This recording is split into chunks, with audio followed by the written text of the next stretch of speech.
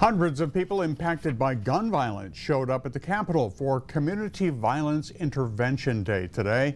News 10 Plus streaming producer Taryn Hostetter is in studio now to share how one Detroit group is rallying around a mother who lost her son to gun violence. Taryn.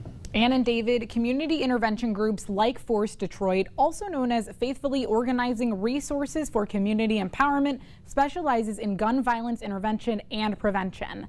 Advocates used their voices at the Capitol to show lawmakers that what they're doing makes a difference. Force Detroit's Community Intervention Day brought attention to lawmakers about the success community-led solutions to violence can have. Advocates like Latina Mack, who lost her son to gun violence in 2023, says Force helped to carry her through her darkest time. Force Detroit actually personally rallied around me and my family to make sure that we made it through.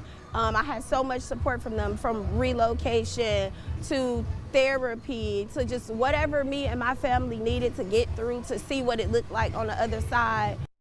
Force Detroit says CVI Day is more than just an event. It's a call to action. The event spotlighted how prevention, healing, and support builds the pathway to long-term safety and wellness. All right, Taryn, thank you. The Michigan Department of Health and Human Services is urging people affected by gun violence to use its injury and violence data dashboards to help develop community-specific prevention programs.